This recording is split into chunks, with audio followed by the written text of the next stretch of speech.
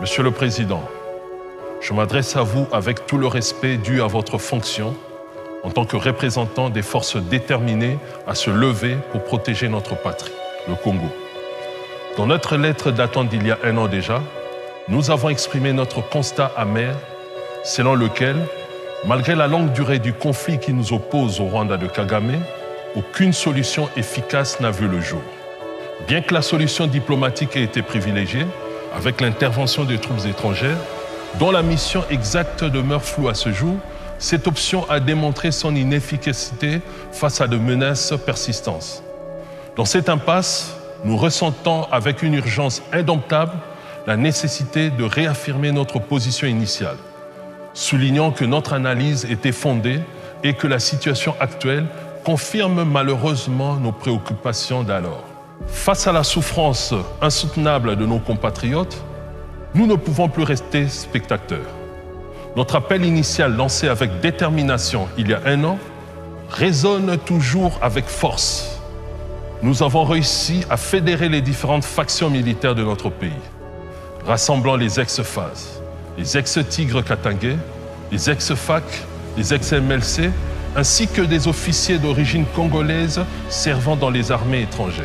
Ensemble, nous constituons une force nationale, une phalange des fils du terroir, la seule capable d'être loyale et inébranlable pour la défense de notre patrie. En tant que militaires, nous sommes prêts à quitter nos zones de confort afin de mener la guerre jusqu'à Kigali si la situation l'exige, emboîtant ainsi le pas à d'autres nations confrontées à des menaces similaires. Il est impératif de souligner que même nos anciens, les vétérans parmi nous, comme les anciens FAS, les anciens gendarmes katangais, doivent être pleinement intégrés. Leur expérience représente un atout inestimable en ces temps critiques. La puissance d'une armée dépend grandement de la présence des cadres chevronnés. Les anciens FAS et les gendarmes katangais parmi nos rangs ont une expérience de guerre inestimable. Certains d'entre eux ont déjà participé à cette guerre et possèdent une connaissance inégalée de la région. Dans l'est du Congo, la souffrance atteint des proportions insoutenables. Les cris de nos compatriotes résonnent comme des lamentations, dans une symphonie de malheur. Les atrocités du Rwanda de Kagame ont transformé nos villages en champs de carnage. La mort et la destruction s'installent comme des hôtes indésirables. Le tableau est sombre, maculé du sang innocent de nos compatriotes. Les massacres et viols déchirent le tissu de notre société. Les femmes, victimes silencieuses, voient leur dignité piétinée. Les enfants grandissent dans l'ombre de la terreur. La terre, jadis fertile, est désormais gorgée du sang de nos compatriotes.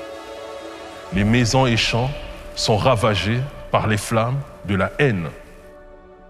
L'Est du Congo est devenu un théâtre de désolation, où la mort et la destruction dictent leurs lois. Face à cette tragédie, les paroles sont impuissantes. L'heure exige des actions concrètes, une réponse immédiate à la détresse de notre peuple. Nous ne pouvons plus nous contenter de garder le silence. L'Éternel combattra pour vous. D'ailleurs, est-ce que notre armée a vraiment gardé le silence? La réponse est non, car les FARDC n'ont pas arrêté à travers des communiqués intempestifs d'accuser, de blâmer, de pointer du doigt, de dénoncer, de mettre à témoin et autres formes de plaintes et que sais-je encore. Dans cette nuit noire de désolation, nos concitoyens crient leur douleur. Mais au lieu d'une réponse audacieuse, ce sont des lamentations. Les lamentations de nos propres défenseurs qui retentissent. Les plaintes des FARDC. Leurs plaintes, au lieu d'être un cri de vaillance, révèlent plutôt une litanie de faiblesse et d'inaction. Les communiqués, loin d'être des actes de bravoure, se transforment en notes de plainte, en dénonciations stériles qui masquent la véritable poltronnerie qui règne au sein de nos forces armées. La puissance des mots est utilisée non pour défendre notre peuple, mais pour exprimer une impuissance déconcertante. Les dénonciations au lieu d'être des appels à l'action, deviennent des aveux involontaires de la défaillance de nos défenseurs. Les FARDC, au lieu de se dresser comme des remparts impénétrables, se plaignent des obstacles, accusent sans prendre les mesures décisives qui s'imposent. Ce tableau de lamentation, loin d'inspirer la confiance, dépeint une armée ébranlée, submergée par la complexité de la mission qui lui incombe.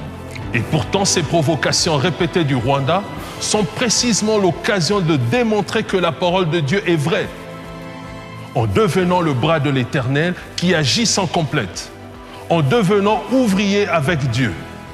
La parole de Dieu n'a jamais été un appel à la passivité, mais elle s'adresse à des vaillants. Dieu n'est-il pas lui-même l'Éternel des armées? C'est à nous, en tant que vaillants, de devenir les instruments de sa justice et de sa volonté sur cette terre. Il est temps de rompre avec cette complainte perpétuelle, de transcender les dénonciations stériles et d'affirmer avec fermeté et bravoure la renaissance de notre armée. Les actions concrètes doivent remplacer les mots vides et notre force nationale doit retrouver sa véritable vocation, à savoir protéger, défendre et inspirer confiance. Monsieur le Président, à l'approche des élections, notre patrie est plongée dans le deuil. En cette période cruciale, les défenseurs de la nation doivent transcender les querelles politiques pour unir leurs forces face à l'ennemi commun. La campagne électorale ne saurait occulter l'urgence de la situation. Nos compatriotes de l'Est du Congo ne peuvent plus supporter d'attendre. Personnellement, la mémoire historique me conduit à remettre en question la pertinence des élections dans ce contexte. J'en appelle à une réflexion approfondie sur les conséquences potentielles dans un environnement marqué par la terreur et la violence. Les élections ne doivent pas précipiter notre nation dans un abîme plus sombre. Le deuil de notre patrie ne doit en aucun cas être éclipsé par la frénésie électorale. La priorité absolue réside dans la protection de notre peuple et de notre territoire. Il serait regrettable de ne pas tenir compte de cet adage qui stipule qu'un peuple qui oublie son passé est condamné à le revivre.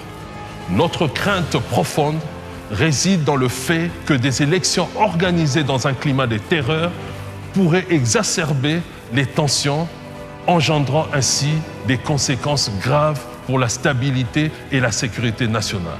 Plutôt que d'apaiser, ces élections pourraient devenir le terreau d'une crise politique et sociale sans précédent. Monsieur le Président, notre motivation ne réside sur aucun avantage personnel, mais plutôt par le désir de nous laver de la honte portée depuis 3 décennies. Prêts à en découdre avec l'ennemi qui opprime notre patrie, le Rwanda, nous sommes dévoués. Notre engagement transcende toute considération personnelle. Prêts à endurer les pires épreuves pour restaurer l'honneur et la dignité de notre nation. Car les véritables soldats ne marchandent par leur dévouement. En arborant cette tenue, nous nous imprégnons de l'héritage des vaillants qui ont offert leur existence pour la défense inébranlable de notre nation. Nous nous devons d'être les successeurs légitimes de nos héros militaires qui ont porté cette tenue avec une fierté, parmi lesquels nous pouvons citer le général Mbuzamabe, le général Baouma et le colonel Mamadou Dala. Notre engagement résolu résonne comme un écho de leur bravoure, prêts à perpétuer leur héritage avec une dignité inflexible et une détermination inébranlable. En coiffant fièrement le béret noir, emblème de la justice militaire, nous arborons notre bannière, symbole vibrant de notre quête infatigable de justice pour notre peuple. Notre serment solennel résonne dans chaque pli de ce béret noir, représentant non seulement la justice, mais aussi le commandement indoptable des opérations spéciales. Notre engagement est sans faille. Nous pénétrerons au cœur même du dispositif ennemi, isolant avec détermination les traîtres congolais qui ont trahi leur nation et bradé leur dignité en pactisant avec des forces étrangères. Sous ce béret, chaque initiative sera menée avec un sens aigu de la responsabilité envers notre patrie. guidés par la volonté inébranlable de restaurer l'honneur et la souveraineté nationale. En arborant ces symboles, nous honorons l'héritage des héros militaires du monde entier, portant avec fierté le poids de leurs sacrifices. Chaque pli de notre tenue résonne comme un témoignage de leur courage, et chaque pas que nous ferons vers Kigali, bastion de l'ennemi, est un hommage à leur indomptable dévouement. Notre engagement, c'est de perpétuer cette histoire, d'écrire un nouveau chapitre dans la défense de notre patrie, avec la résilience comme manteau et les idéaux de justice, de liberté et de dignité nationale comme boussole. Monsieur le Président, en m'adressant à vous, je le fais avec la solennité qui sied à un officier dévoué à la défense de notre patrie. Notre respect pour l'institution présidentielle demeure inébranlable, indépendamment des résultats des prochaines élections. Notre appel provient du devoir sacré envers notre terre et du profond respect que nous vouons aux charges inhérentes à votre fonction présidentielle. Nous sommes convaincus que notre voix, en tant que gardien intrépide de la nation, trouve résonance au sein de l'institution présidentielle, rempart de l'unité et de la stabilité de notre nation. Avec tout le respect dû à votre charge, nous réaffirmons avec force que chaque individu a le droit fondamental à la vie, à la liberté et à la recherche du bonheur. Les gouvernements existent pour garantir ces droits inaliénables à tous les citoyens. En proclamant ces principes immuables, nous réitérons notre engagement envers les valeurs fondamentales qui forment l'essence de notre nation et de notre démocratie. Ces droits sacrés, au-delà de toute considération politique, doivent demeurer intacts, au cœur de toute initiative façonnant l'avenir glorieux de notre chère patrie. Je suis le colonel Kombe Amba Joris, porte-étendard de la Force Nouvelle. C'est au nom de tous les chefs militaires engagés et patriotes que je vous salue.